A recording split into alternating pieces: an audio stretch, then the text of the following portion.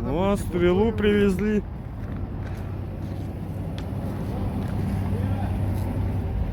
Будем восстанавливать. А вот цилиндр.